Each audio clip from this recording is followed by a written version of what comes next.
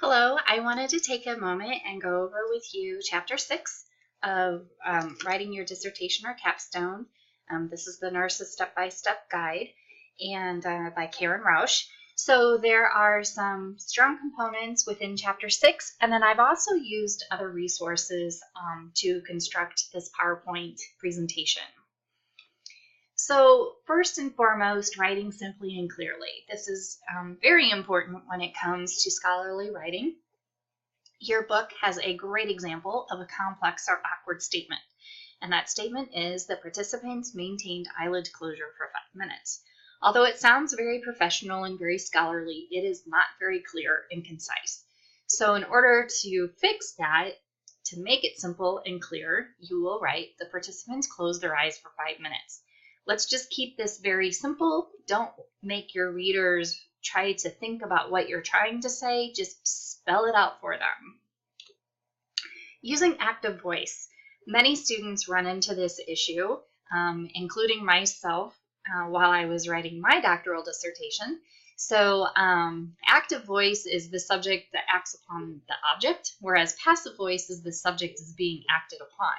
So an example that was given in Chapter 6 using passive voice is the medication was injected by the nurse. Now, to me, I understand exactly what that says, but it's not very scholarly. So in order to make it active voice, you simply say, the nurse injected the medication. The use of first person or I. Although the book says it's okay, I would prefer that you not use first person I. I don't mind this in reflective essays and that sort of thing, but when it comes to your dissertation or your scholarly writing, think of it this way. Have you ever read a scholarly journal article with empirical data, for example, that first person was used, such as researchers are, say for example, you have 6 people who all did this research study, and they're going over the methodology component of their study, and they say, we selected our participants. I don't think I've ever seen anything like that in a scholarly peer-reviewed journal article. So just kind of keep that in mind, that as you're writing this, write it in such a way that you are not using first person, that you are basically just spelling out the facts without having to think about the tense. Adjective overuse. So think of it this way, less is more. Just stick with one descriptor. Avoid intensifiers like somewhat, quite, and very, because these are non-committal words. It basically filters in a lot of subjectivity into your writing, and it can discredit you as a researcher or as a writer. I also want to tack into this as a point in not editorializing your paper as well. So, if there are some significant numbers that came out of your data, don't say this was impressive. Let your reader come to those conclusions. And avoid jargon. I have a mixed view about this. Your book does say to avoid it, but I think that in certain scholarly references, particularly your project, you're going to have certain words that are used specific to your topic or to your project. So when using these words, make sure that you include a definition of terms, for example, section in your paper.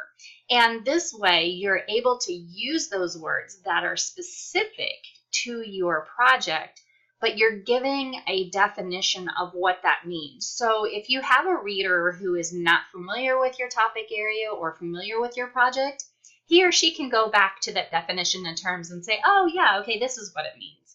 So if you are going to use the definition of terms page, just speak with your mentor, your chair, about where to put this in your paper before your final submission.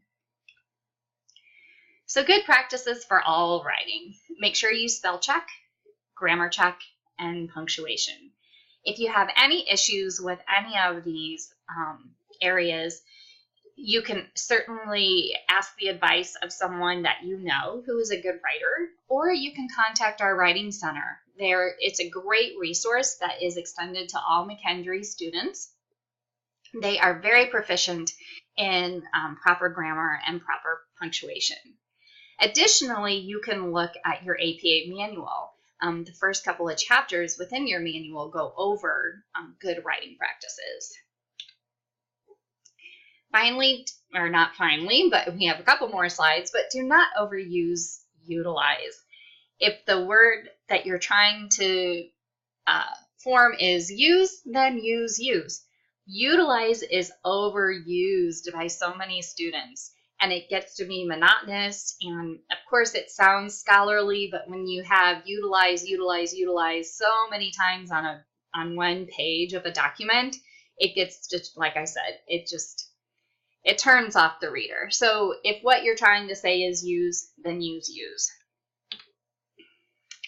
Revise.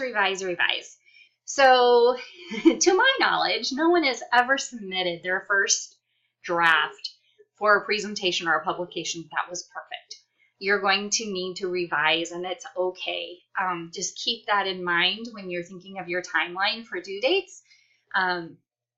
And then don't hesitate to ask several other people to read your work so they can provide you with feedback, and you can revise based on their feedback.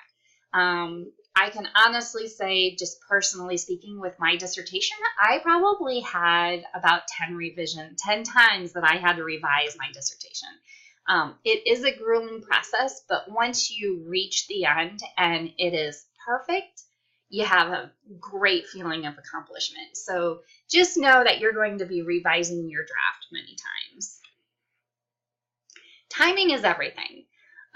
Just on the research that I've done about when the best time is to write, I've learned, and it's pretty obvious, don't write when you're tired. Your brain isn't going to function. You're not going to form those complete, concise sentences. You may not be writing exactly what it is that you want to be writing.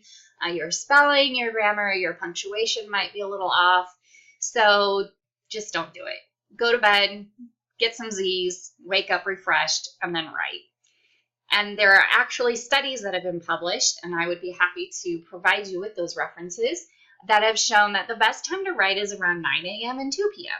So it has to do, now this is based on the normal circadian rhythm. Now, obviously, if you work nights, these times are going to be different. But for those people who work during the daytime hours, like I said, the studies have shown that they are more alert.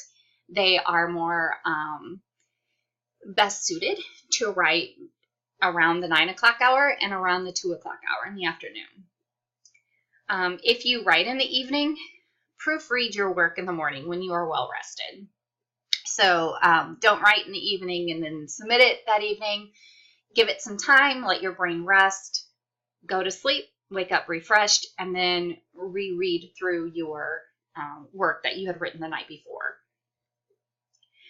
And finally, some other resources. Again, I had mentioned about the APA manual. It's a great reference, has so many wonderful traits, or tricks of the trade in writing.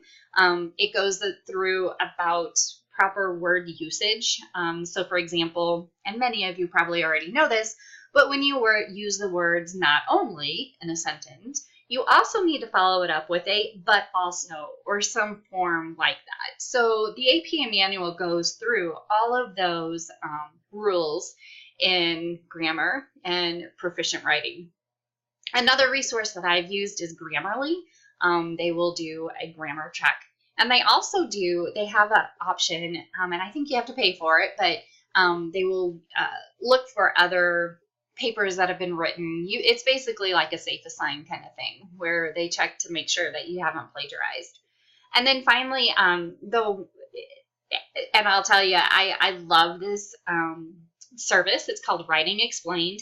They will send out on probably a weekly basis or maybe bi-weekly basis grammar tips. So they'll use, like, for example, let's see, I can't think of one off the top of my head, but it'll be a word versus another word. So something in our common language, in our English language. I just happened to think of one. Okay, so the word possess or poses. So it basically will tease out when you would use possess and when you would use poses, and it gives you examples of that. So anyway, those are just some tips that I wanted to go over with you about effective writing. Your book does cover a few additional tips that I would like for you to read about that I did not cover in the PowerPoint. And then, like I said, just go ahead and review your APA manual. I'm sure all of you have one of those. So if you have any questions or any concerns about the tips in this PowerPoint, please do not hesitate to contact me or your scholarly project chair. Thank you.